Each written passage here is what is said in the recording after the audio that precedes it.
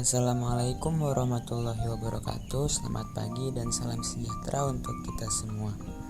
Yang saya hormati Ibu Weni Wulandari, SPSI, MSI, selaku dosen pengampu mata kuliah Psikologi Kepribadian, dan kepada teman-teman kelas R3D yang saya banggakan. Sebelum memulai presentasi, saya akan memperkenalkan teman-teman kelompok saya terlebih dahulu. Yang pertama, ada saya sendiri, Dimas Dwiki Suseno dengan NPM 2021-01589. Yang kedua ada Ajeng Pratiwi dengan NPM 2021-01594. Yang ketiga ada Rizka Nur Amalia dengan NPM 2021-0152778. Yang keempat ada Zafira Anissa Putri dengan NPM 2021-0150282. Yang terakhir ada Mariani Indah dengan NPM 2021-0150897. Baik, kali ini kami dari kelompok 4 ingin mempresentasikan dan menjelaskan mengenai materi Sullivan dan Erikson. Kita simak bersama-sama ya teman-teman. Masuk ke materi, baik, saya akan menjelaskan biografi Sullivan dan Erikson. Harry Stack Sullivan lahir di suatu daerah pertanian dekat Norwich, New York pada tanggal 21 Februari 1892 dan meninggal pada tanggal 14 Januari 1949 di Paris, Prancis. Dia merupakan salah satu tokoh yang ikut melengkapi teori psikoanalisis dengan pandangan psikologi sosial.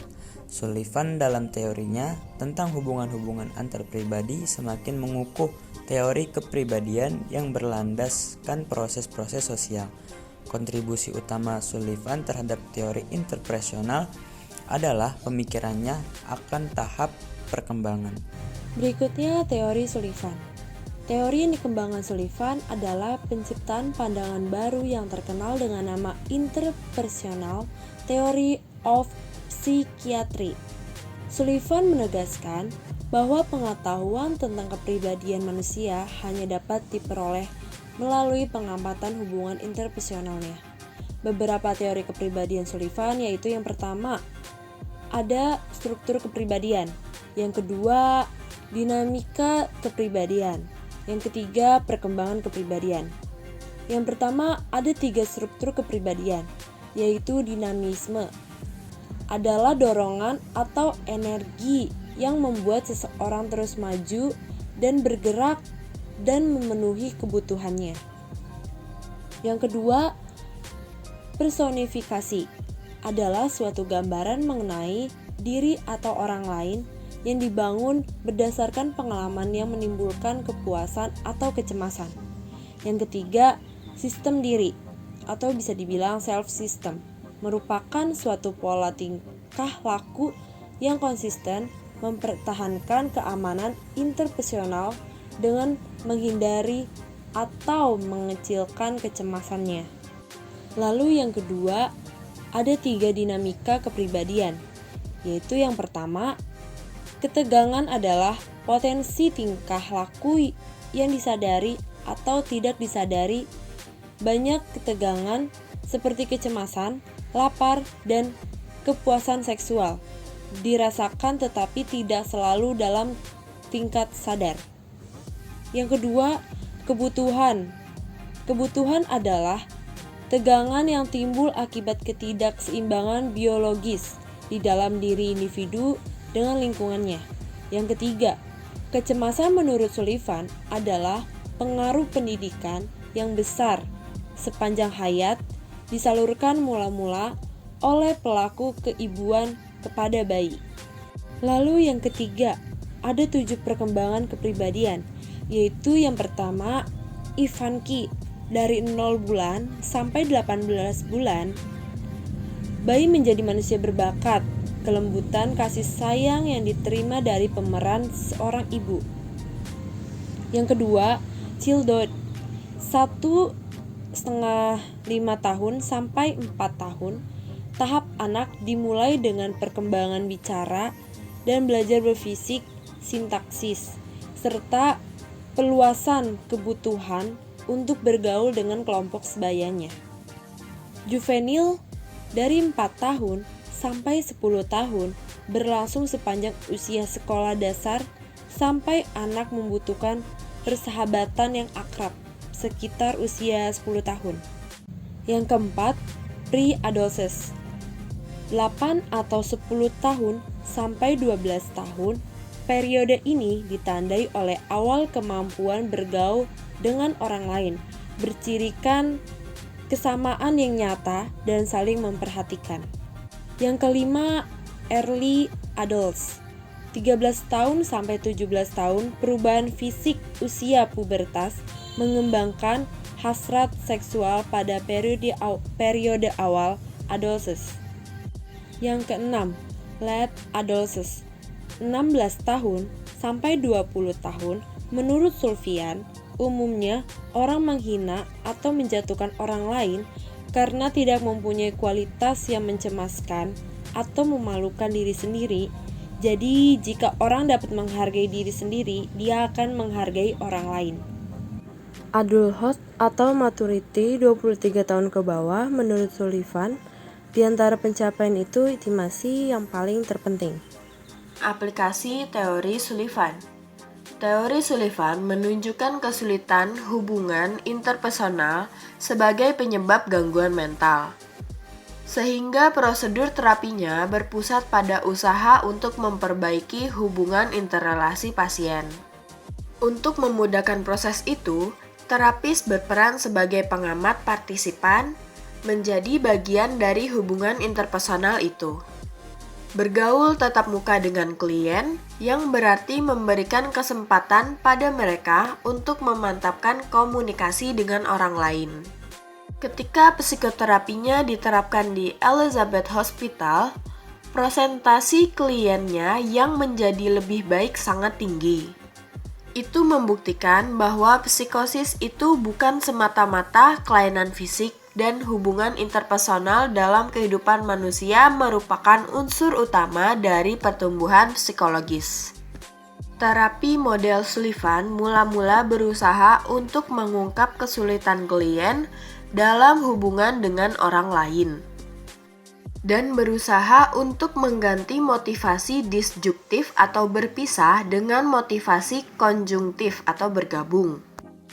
Motivasi konjungtif menyatukan kepribadian dan membuat klien bisa memuaskan kebutuhannya dan meningkatkan amannya untuk mencapai hal itu.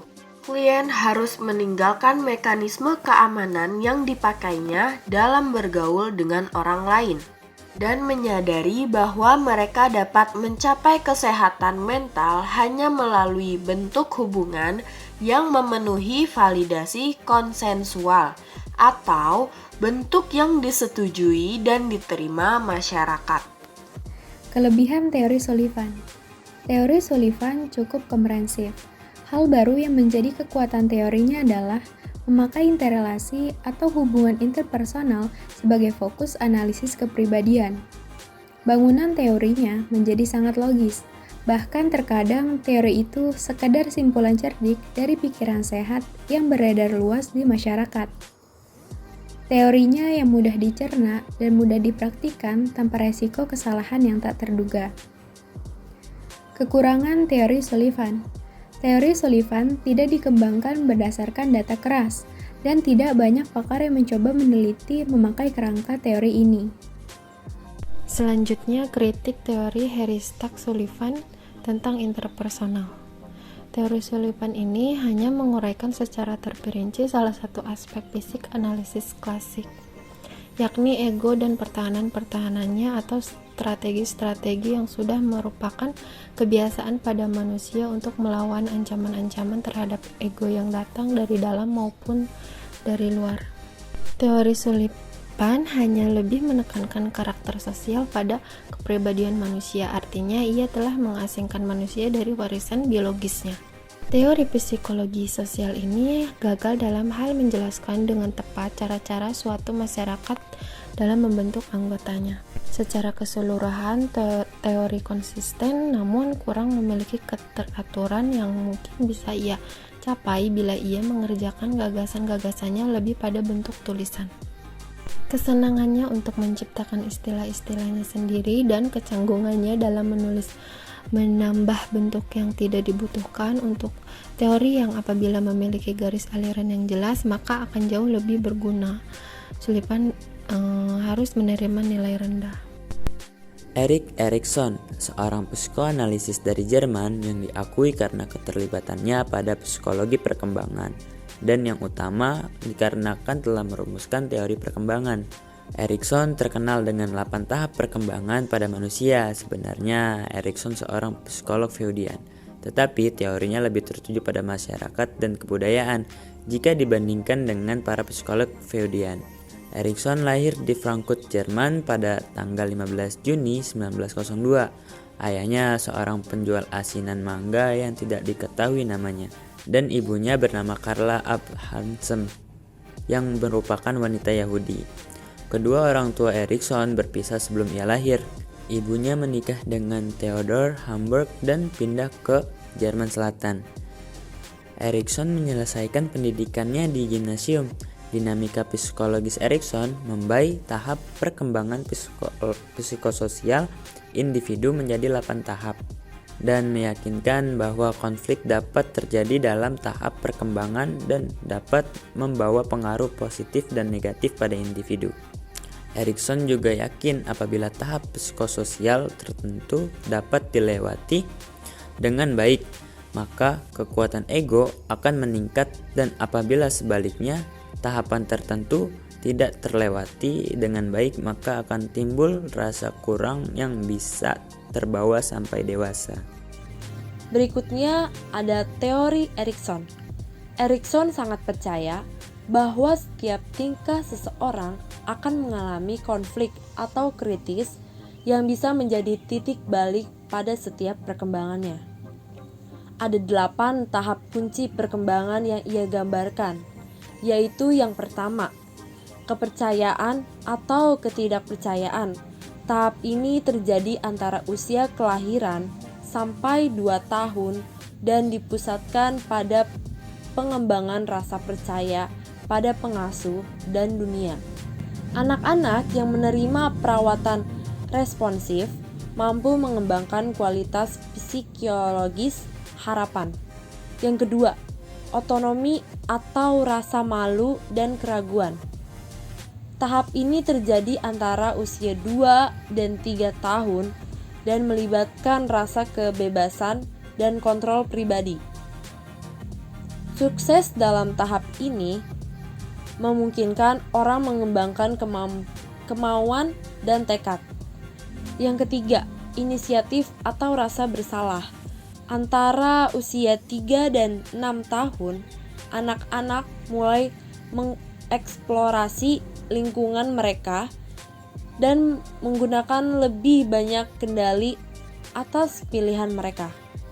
Dengan berhasil menyelesaikan tahap ini, anak-anak dapat mengembangkan rasa tujuan. Yang keempat, industri atau inferiority, tahap yang berlangsung antara usia sekitar 5 dan 11 tahun, difokuskan pada pengembangan rasa kebanggaan dan pencapaian pribadi. Sukses pada titik ini dalam mengembangkan mengarah pada rasa kompetensi. Yang kelima, identitas atau kebingungan. Tahun-tahun remaja adalah sangat eksplorasi pribadi. Mereka yang berhasil memalsukan identitas yang sehat mengembangkan rasa kesetiaan. Mereka yang tidak menyelesaikan tahap ini dengan baik mungkin dibiarkan merasa bingung tentang peran dan tempat mereka dalam kehidupan. Yang keenam, keintiman atau isolasi. Tahap yang terjadi di masa dewasa awal adalah tentang menjalani hubungan yang sehat dengan orang lain. Sukses mengarah pada kemampuan untuk membentuk hubungan yang berkomitmen, langgeng, dan memelihara dengan orang lain. 7. Generativity atau stagnation. Pada tahap yang terjadi selama masa dewasa menengah, orang menjadi prihatin dengan kontribusi sesuatu kepada masyarakat dan meninggalkan jejak mereka di dunia. Membebaskan keluarga dan memiliki karir adalah 2 kegiatan utama yang berkontribusi pada kesuksesan pada tahap ini. Yang ke-8, integrity atau despair. Tahap akhir perkembangan psikososial terjadi pada masa dewasa akhir dan melibatkan refleksi kembali pada kehidupan. Mereka yang melihat ke belakang dan merasakan rasa kepuasan mengembangkan rasa integritas dan kebijaksanaan. Sementara mereka yang ditinggalkan dengan penyesalan mungkin mengalami kepahitan. Selanjutnya, aplikasi teori Erikson. Teori Erikson terfokus pada perkembangan sosial, sehingga aplikasinya terutama di bidang pendidikan sosial, khususnya pada usia anak-anak dan remaja. Teori ini juga berfokus pada dampak perlakuan orang dewasa kepada anak sesuai dengan kebutuhan usia anak. Erikson juga mengembangkan Play Construction Test dan Erikson Psychological Stage Inventory. Play Construction Test itu ketika anak usia bermain dan usia sekolah diminta membayangkan dirinya menjadi sutradara dan membuat adegan film yang menarik. Memakai mainan yang disediakan. Mainan itu meliputi orang, binatang, peralatan rumah tangga, mobil, rumah, dan apa saja yang diimajinasikan anak. Memakai peralatan audiovisual, skenario anak itu dianalisis sebagai ekspresi sejarah kehidupannya secara tak sadar. Yang kedua, Erikson Psychological State Inventory atau EPSI. Kuesioner dengan 72 item mengungkap keberhasilan anak mengatasi 6 tahap konflik psikososialnya. Dimulai dari usia bayi sampai dengan dewasa muda. EPSI mengukur tingkat kepercayaan, inisiatif, ketekunan, identiti, dan intimasi dalam skala 1-5. Kelebihan teori Erikson. Erikson menekankan kesadaran individu untuk menyesuaikan diri dengan pengaruh sosial. Erikson memandang ego sebagai struktur kepribadian yang otonom, serta berfokus pada kualitas ego yang muncul di setiap periode perkembangan. Tahap perkembangan lebih kompleks karena mengembangkan teori insting Freud. Kekurangan teori Erikson. Kedudukannya dalam arus paradigma psikoanalisis agonik. Di satu sisi, ia dipuji dengan melanjutkan atau melengkapi karya Freud dalam menganalisis perkembangan manusia. Di sisi lain, pandangannya tentang manusia yang optimistik bertentangan dengan Freud yang pesimistik. Dan konsepnya tentang ego kreatif memperlunak teori Freud. Kritik Erik Erikson mengenai post-Freudian.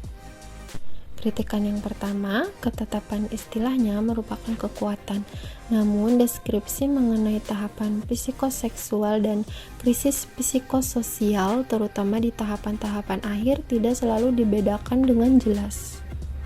Teori Erikson memberikan banyak bimbingan umum, namun sedikit memberikan masukan spesifik sebagai panduan untuk bertindak. Teori ini sulit dites secara empiris. Risetnya tentang aktivitas bermain anak laki-laki dan perempuan tidak punya analisis kualifikasi dan statistik yang benar. Namun, para peneliti lain telah sukses memverifikasi sejumlah konsep Erikson tentang tahap-tahap perkembangannya, khususnya terkait identitas. Selanjutnya, potret Erikson tentang manusia terlalu optimis, tidak realistik, dan simplistik. Kritik berikutnya, moralisasi berlebihan. Definisi Erikson tentang penyesuaian positif bagi krisis-krisis setiap tahap perkembangan bersesuaian dengan etika Kristiani dan institusi-institusi sosial yang ada di masa itu. Erikson lebih banyak mendeskripsikan nilai-nilai dianutnya daripada mendeskripsikan realitas objektif. Dan kritikan Erikson yang terakhir yaitu gagal mengakui pengaruh-pengaruh yang membentuk teorinya. Satu kritikan yang menyoroti klaim Erikson bahwa teorinya pasca Freudian, padahal faktanya sedikit saja kemiripan substansial antara teorinya dengan teori Freud. Kritik ini juga mengatakan bahwa Erikson sengaja melabeli teorinya demikian untuk menghindari pengecualian dari lingkungan psikoanalitik. Dengan kata lain, tujuannya semata-mata bersifat politisi dan pragmatis. Selain itu, meski Erikson banyak memuji kontribusi Freud bagi teorinya, namun jelas-jelas pemikirannya sama dengan para teori lain seperti Adler dan Horney, yang sama-sama menekankan pentingnya variabel sosial sebelum Erikson menggulirkan teorinya itu. Baik teman-teman semua, itulah materi yang dapat kami presentasikan mengenai Sullivan dan Erikson. Kurang lebihnya mohon maaf. Wabillahi taufik wal hidayah. Wassalamualaikum warahmatullahi wabarakatuh.